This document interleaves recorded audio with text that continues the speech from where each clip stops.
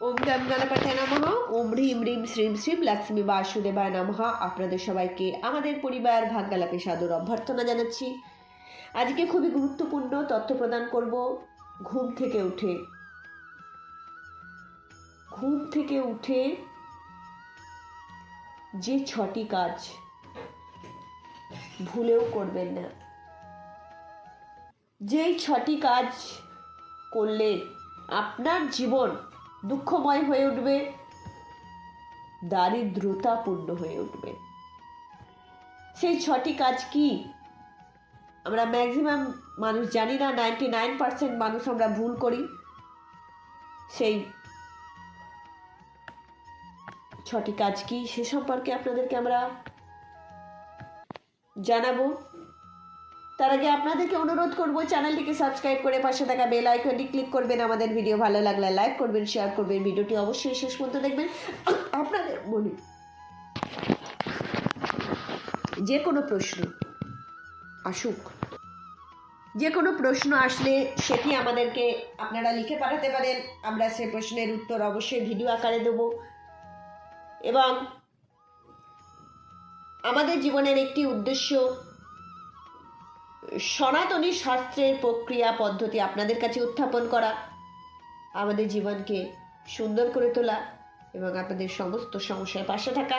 আপনাদের যে কোনো সমস্যায় আমাদেরকে পাশে পেতে পারেন। আমাদেরকে ইমেলে আমাদের সাথে যোগাযোগ করতে পারেন, কিন্তু তার জন্য যৎসামান্য অর্থ আমাদেরকে প্রদান করতে হবে। কেননা এত বড় একটি প্রক্রিয়া চালাতে গেলে কিছু অর্থের প্রয়োজন হয়। সেই অর্থ আপনাদের কাছ থেকে সেই জন্য আমরা যাচনা করছি। আপনারা আমাদেরকে সর্বদা আপনাদের পাশে থাকবেন এবং আমাদের যে ওয়েবসাইট আছে ভাগ্যালাপ.com, সেখানে ভিজিট করে বিভিন্ন তথ্য সংগ্রহ করতে পারেন। আজকে আমরা যে তথ্য নিয়ে আপনাদেরকে জানাচ্ছি যে সকালবেলা ঘুম থেকে উঠেই আমরা কোন কাজ করা উচিত না। প্রথমেই বলবো যে সকালবেলা ঘুম থেকে উঠেই আপনি নিজের হাতটি দর্শন করবেন। প্রথমেই নিজের হাতটি দর্শন করে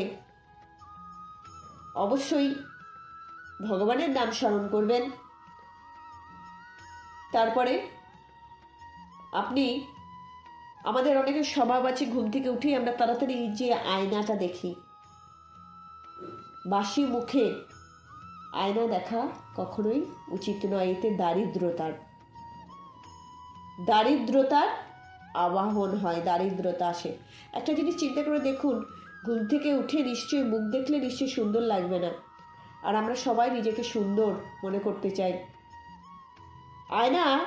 আয়নাতে সে যতই আমরা অন্যদের কাছে খারাপ দেখতে হয় না কেন, নিজের কাছে আমরা সুন্দর লাগি।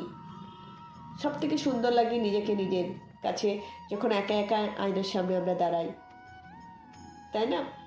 তাই সেই যে বেশভূষা থাকবে, উস্কো খুস্কো চুল, চোখ মুখে একটা অন্য ভাব, নিশ্চয় ভালো লাগবে না। আর আমরা সবাই সুন্দরের পূজারী বা পূজারিনী। আর সকালবেলা ঘুম থেকে উঠে আয়না দেখলে আমাদের শাস্ত্র বলছে দারিদ্রতা এসে জাঁকিয়ে ধরে। তাই ঘুম থেকে উঠেই আয়না দেখবেন না। এই রাত্রেবেলা 11টার পর থেকে একদম আয়না দেখা উচিত নয়। নেগেটিভ শক্তিকে আবাহন করা হয়। দ্বিতীয় নম্বর বলবো যে সকালবেলা ঘুম থেকে উঠে বন্ধ ঘড়ি দেখবেন না। ঘড়ি বন্ধ হয়ে গেছে, উঠেই দেখলেন, ওটা রোজ সারাবো ঠিক করব, ব্যাটারি পাল্টাবো, এই সমস্ত ভাবছেন আর ওটা দেখছেন, এটা কিন্তু ঠিক নয়। ঘড়ি আমাদের জীবনে প্রগতির সূচক। আমরা সময়ানুবর্তিতার দিকে এগিয়ে যাই। কতটা সময়ানুবর্তী, কতটা পাঞ্চুয়াল, সেটি কিন্তু এই ঘড়ি নিদর্শন করায়। তাই ঘড়ি শুধু সময় দেখায় নয়, সময় কিন্তু একটা সময় নয়, 24 ঘন্টার একটা নির্ণয়কারী যন্ত্র নয়। ঘড়ি আমাদের জীবনে প্রগতির প্রতীক। তাই বন্ধ ঘড়ি দেখবেন না। বন্ধ ঘড়ি মানে আপনার জীবন থমকে যাওয়া। সর্বদা অ্যাক্টিভ জিনিস দেখবেন। 3 নাম্বার, ঘুম থেকে উঠেই কোনো খণ্ডিত মূর্তি ভেঙে গেছে, কোনো মূর্তি বা কোনো কিছু, সেটি আপনার বাড়িতে থাকুক, সঙ্গে সঙ্গে ফেলে দেওয়ার চেষ্টা করবেন, রিপ্লেসমেন্টের চেষ্টা করবেন, সেটি দেখবেন না। 4 নাম্বার বলবো, ঘুম থেকে উঠেই আপনি কখনোই আপনার যে এঁটো বাসন দেখবেন না। এঁটো বাসনের কথা বলতে মনে পড়লো যে অনেক মানুষ আছেন, তাদের যে সাহায্যকারী আছেন, মেড আছেন, পরিচারিকা আছেন, কাজের লোক আছেন, বাসন মাজার, তারা সকালবেলা আসবে, কখন আসবে 8টা 9টা 10টা, তখন এসে বাসন মাজবে, তার আগে খাবো আর রেখে দেবো, শুকাবো, পচাবো। এরকম মানসিকতা নিয়ে যারা আছেন তাদেরকে বলবো যে এই পদ্ধতি করেন আর জীবনে খুব আনন্দে আছেন, সুখ শান্তিতে আছেন, বুকে হাত দিয়ে কেউ বলতে পারবেন না। কমেন্ট করে বলবেন কারা আছেন। ওই আনছেন, হয়তো দেখা যাচ্ছে প্রচুর খুশিতে আছেন, সুখে আছেন, এক হাতে আনছেন, এক হাতে চলে যাচ্ছে ডাক্তার, বদ্যি, কবিরাজ, হসপিটাল, আর না হলে ব্যয়। আপনি বুঝতেও পারছেন না যে কোথায় কি হচ্ছে, ভাবছেন প্রচুর অর্থ আসছে, সেই অর্থ আসতেই দেখছেন, যেতে কিন্তু দেখছেন না। আমরা সামনে দিয়ে একটা ছুঁচ গেলে দেখতে পাই, পিছন দিয়ে হাতি গেলে দেখতে পাই না, সেরকম অবস্থা। তাই আপনার বাড়িতে যদি পরিচারিকা থাকে, প্রথমেই বলবো যে পরিচারিকা থাকে, অন্তত জল দিয়ে ধুয়ে রেখে দেবেন, জমিয়ে ঢাই করে রেখে দেবেন না। ব্যক্তিগত অভিজ্ঞতা থেকে বলছি, বেসিনে পুরো ভর্তি ভর্তি ভর্তি হয়ে আছে। কখন আসবেন তিনি কৃপা করে, আমাদের পরিচারিকা, প্রিয় পরিচারিকা বা পরিচারক, তিনি এসে আমাদের উদ্ধার করবেন, সেই আশায় বসে আছি। নিজের কাজ নিজে করাই ভালো। আর একটি কথা বলে রাখি, যত আপনি অপরের উপর কি হবেন, অপরের উপর নির্ভরশীল হয়ে উঠবেন, তত জীবন দেখবেন থমকে যাচ্ছে, আটকে যাচ্ছে, বেঁধে যাচ্ছে। নিজের কাজ নিজে করা ভালো। দ্বিতীয় নম্বর হচ্ছে যে নিজের এঁঠো বাসন কাউকে ধুতে দেওয়া উচিত নয়, নিজেরটা নিজেই ধুয়ে নেওয়া উচিত।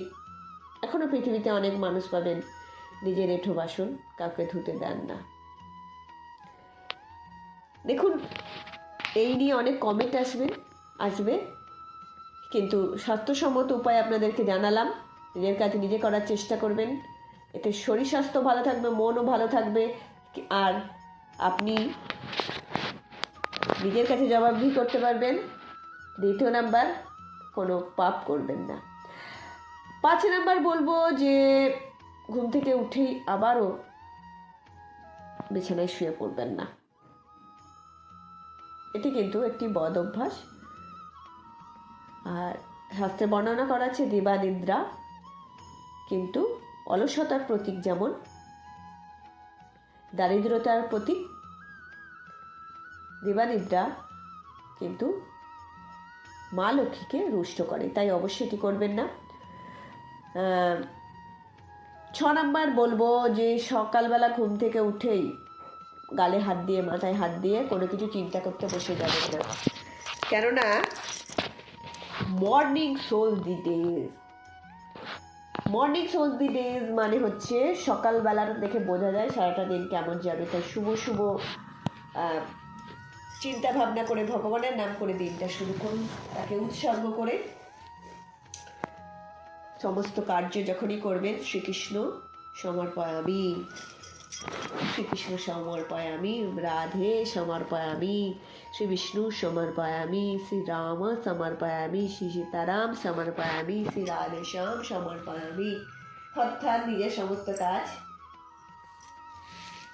তাকে উৎসর্গ করে যখনই আপনি করবেন, আপনার কোনো কাজই দেখবেন কি হবে না, খারাপ হতে পারে না। আপনাদের জীবন সুন্দর হয়ে উঠুক, আপনারা আনন্দময় জীবনযাপন করুন। পরমেশ্বর পরমাত্মার কাছে, আমার ইষ্টদেবের কাছে, সীতারামের কাছে এই কামনাই করছি। জয় শ্রী সীতারাম।